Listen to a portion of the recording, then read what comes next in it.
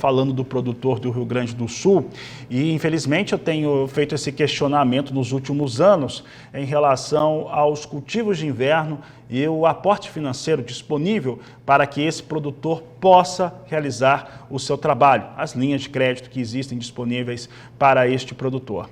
Para falar a respeito deste assunto, nós vamos conversar ao vivo pela internet com Antônio da Luz, ele que é o economista-chefe da Federação de Agricultura do Rio Grande do Sul. Antônio, obrigado pela sua participação aqui no Agricultura BR, no canal do Boi. Olha, temos um cenário que tem se mostrado nos últimos anos talvez mais complexo. Como é que está essa situação hoje do produtor gaúcho, esse que está com a soja nos campos, com a colheita está ainda bem no começo, mas que vai fazer os seus cultivos de inverno também? Como é que ele se preparou, como é que ele conseguiu ter acesso ali aos insumos necessários para fazer esses cultivos? Boa tarde, seja bem-vindo. Boa tarde, Fabiano. Prazer estar contigo, toda a audiência do canal do Boi News. Olha, tá uma luta, né? Tá uma luta porque o crédito rural no Brasil inteiro, não é só aqui, ele está travado em virtude de termos um orçamento. Só para você ter uma ideia, Fabiano, aqui eu vou trazer um dado que nós ainda falaremos mais sobre ele, mas hoje nós estamos com aproximadamente 90% de todo o recurso para o ano inteiro que o governo tem de orçamento para dar conta do Pronaf, para dar conta do custeio dos demais produtores, os investimentos via BNDES. Aproximadamente 90% do dinheiro que dá origem à possibilidade de alavancar crédito rural, de janeiro a dezembro, nós já tomamos, já está todo gasto. Aliás, está todo empenhado. Ou seja, não há recursos para terminar este Plano Safra, que termina em junho.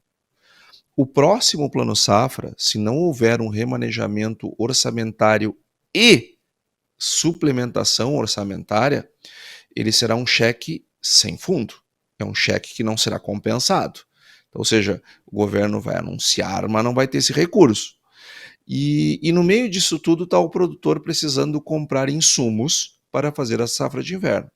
O que nós temos percebido? Produtores interessados em fazer a safra de inverno, muitos necessitando fazer a safra de inverno, seja por questões de fluxo de caixa, seja para tentar minimizar um pouco as perdas que foram obtidas na safra de verão, com essa estiagem que nós sofremos e que perdemos uma boa parte da nossa safra, e se vê no inverno um meio de diminuir um pouco esse impacto e também melhorar as questões de fluxo de caixa. Entretanto, está muito difícil o acesso ao crédito, porque ele não tem. Então, quer dizer, não é que não tenha, tem aqui, acolá, muitos dos recursos que estão sendo são recursos livres. Quem está atendendo o produtor rural são os bancos e cooperativas de crédito com recursos livres, porque os controlados pelo governo, que dependem do orçamento, esses estão praticamente, basicamente travados no Brasil inteiro. Então, estamos nos virando do jeito que dá aqui no Rio Grande do Sul, com uma seca, colhendo uma safra de verão frustrada e batendo a porta dos agentes financeiros e tendo uma nova frustração, que é a ausência dos recursos controlados, que são em níveis de juros mais baixos do que aqueles praticados no mercado livre. Antônio, eu sempre faço esse questionamento no Rio Grande do Sul, tenho feito por conta do que o produtor gaúcho tem enfrentado, principalmente, tem vindo de safras, de campanhas com quebra ou com uma frustração, onde não chegou ao potencial de produção que o Estado tinha. Em relação aos recursos de Plano Safra, propriamente dito, Antônio, dá para dizer que nós temos visto planos safras que não têm os recursos nas linhas disponível para atender o produtor brasileiro, ou até mesmo que o Plano Safra ele tem apresentado números até fictícios em relação aos valores disponibilizados para utilizar na agricultura brasileira? Fabiano, esse problema que você está trazendo, e muito bem, é um problema já antigo. Há bastante tempo nós temos falado desse assunto, inclusive com vocês do canal do Boi e a imprensa de uma maneira geral. O agronegócio, ele não consegue se financiar com o Plano Safra. O Plano Safra já foi sucesso, ele já foi suficiente. Hoje ele não é mais. Desde 2010 ele tem dado sinais de esgotamento. Inclusive, quando a ministra era Cátia Abreu, da Agricultura, não havia recursos, eu lembro bem, não havia recursos e foi feito um anúncio de um valor bem superior àquele que o orçamento permitia. Se abriu uma boca de jacaré no gráfico, né, entre o recurso anunciado e o recurso efetivamente tomado pelos produtores. Essa boca de jacaré só foi ser fechada pela ministra Tereza Cristina, que teve a retidão de anunciar aquilo que efetivamente havia. Só que hoje os grandes financiadores do agronegócio são os bancos e cooperativas com recursos livres e o mercado de capitais, através dos prazos safra que os produtores tomam nas revendas de insumo, nas cooperativas, nas tradings. Esse recurso, poder pegar o recurso, o insumo hoje e pagar só lá quando colhe, não existe mágica. Alguém está financiando esse recurso e esse recurso está sendo financiado pelo mercado de capitais. E os bancos e cooperativas de crédito, eles têm se esforçado para entregar um crédito o mais baixo possível dentro de linhas livres, absolutamente livres, sem controle nenhum por parte do governo. E boa parte, e a maior parte de um anúncio de Plano Safra já são de recursos livres, que o governo não deveria nem anunciar, porque ele não tem interferência nenhuma naquele dinheiro. Então, o anúncio do Plano Safra, ele está se tornando cada vez mais um anúncio meramente político e pouco útil para a vida dos produtores. Antônio, há 5 anos eu estava e tenho participado anualmente de encontros com lideranças, principalmente do setor financeiro, e eu conversava com um presidente de uma instituição privada e ele falava a respeito da relevância do Plano Safra, isso no ano de 2018, relevância do Plano Safra que ele perderia esse impacto, que já estava perdendo, que perderia cada vez mais, e a cada ano que passasse, a decisão de tomada de crédito, de utilização de recursos, seria feito mais dentro do tempo, que ainda tem essa, né? O time do produtor rural é diferente do tempo em que é disponibilizado o Plano Safra, o que é uma coisa que nunca fez sentido, né? Nunca se tentou observar mais o tempo do produtor em relação ao momento que ele precisa desses recursos financeiros, mas que seria no tempo do produtor e seria feito por instituições privadas. E na medida em que essa tomada de crédito acontecesse, por via de fundos, por via desses bancos, dessas instituições, os valores em relação às taxas praticadas ficariam muito próximos, né? E essa situação, esse cenário hoje, nós estamos mais perto disso porque para o produtor, né, ele tem pego recursos com juros livres e não controlado, o cenário é de juros altos, Antônio, mas isso é uma realidade brasileira, de fato. Juros altos são consequência da inflação que nós tivemos, sobretudo no ano de 21, e que estourou não só o teto da inflação, mas trouxe uma perspectiva de inflação acima do teto da meta nos próximos anos. E isso se combate com aumento de juros, não tem o que fazer. A realidade é essa. Então, todo o crédito ficará alto. Agora, eu quero puxar aqui um ponto muito importante sobre essa conversa que você teve com esse dirigente bancário, possivelmente. Hoje, se nós colocarmos todos os penduricalhos que são somados ao crédito rural tradicional, controlado pelo governo, vai dar elas por elas.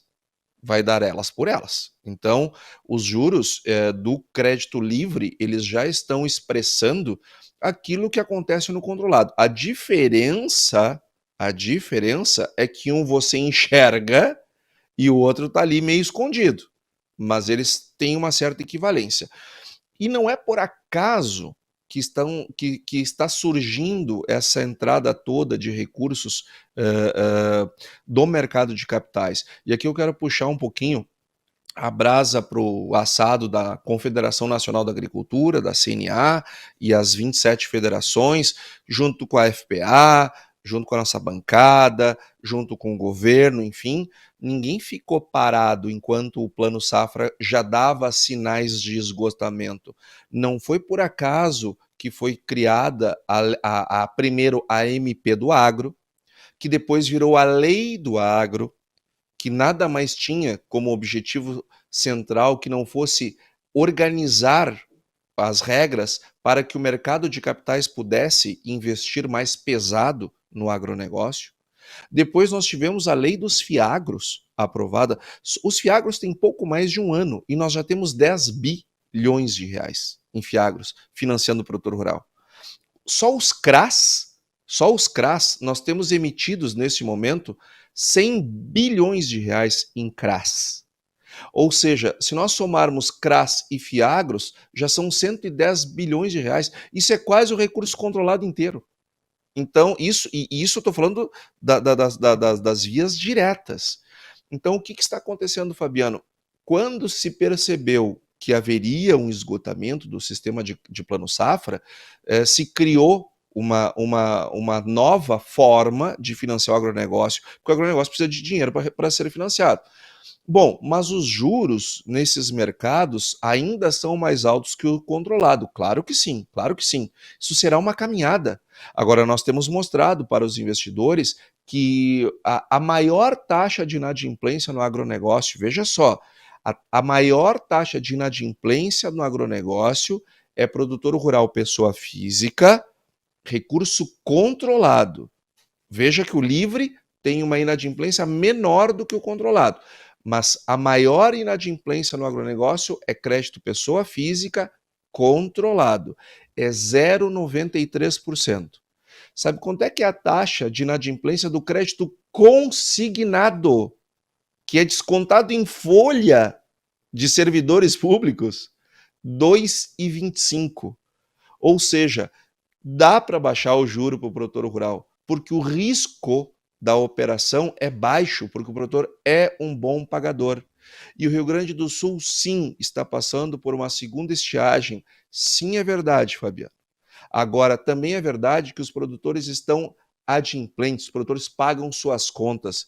Quando não tem Quando o problema foi muito grave, senta com o agente financeiro e busca uma forma de resolver e resolve. O produtor é um bom pagador de contas, mesmo estressado com uma estiagem. Ou seja, à medida que nós conseguimos mostrar estes números para mais investidores, mais dinheiro entra e, naturalmente, os juros vão caindo. Mas isso é um processo. Antônio, eu vou aqui dar um feedback aqui com alguns telespectadores que estão mandando mensagem. Paulo Franco, produtor de soja em Uberaba, Minas Gerais, está nos acompanhando, está ouvindo você, está gostando da entrevista, está indignado sobre a atuação em relação aos recursos financeiros e ele coloca aqui, né, a culpa no banco por conta de colocar para o produtor rural esses penduricalhos que ele coloca aqui são ilegais para o produtor. O José Geraldo Passan, ele que é aqui do interior do estado de São Paulo, está nos acompanhando. Eu vou destacar também um telespectador aqui que é aí do Rio Grande do Sul, pelo código de área aqui, o Gilvan Batistianello, que está mandando uma mensagem dizendo que a situação do produtor gaúcho nunca foi tão ruim. Antônio, pensando aqui no que o produtor, né, você vê que são produtores de estados muito diferentes, distintos, mas o cenário que você desenha, ele é muito parecido com aquilo que a gente tem visto, né, em qualquer uma das localidades.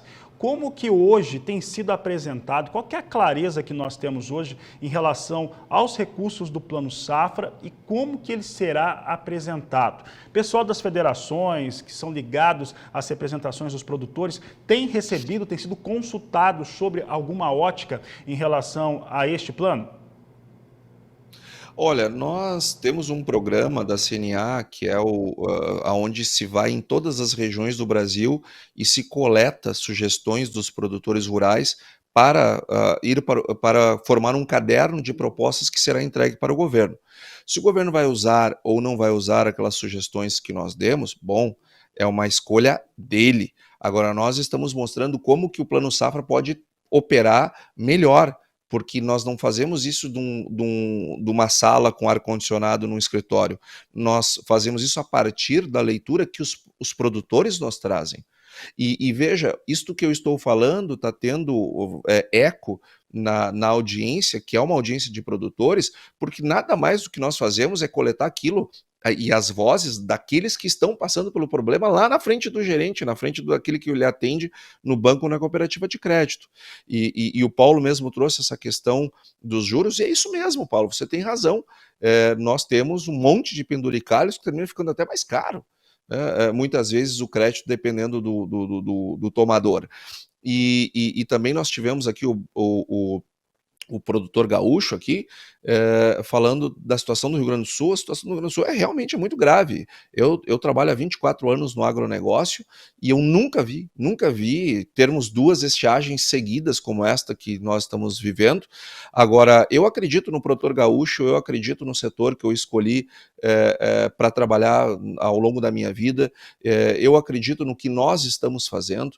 Então, eu acredito que essa pessoa, esse produtor que está hoje com uma situação complicada, difícil, esse cara tem a economia gaúcha vive a partir do trabalho dessas pessoas. São essas pessoas, não só os gaúchos, mas também os paranaenses, os mineiros, os paulistas, os catarinenses, enfim, que fizeram todo esse oeste brasileiro quando não era nada.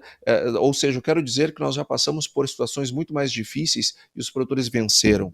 E se tem uma aposta para se fazer na vida com grandes chances de acertar, é apostar no produtor rural. Então eu acredito que é um momento muito difícil sim, mas é um momento que nós vamos superar.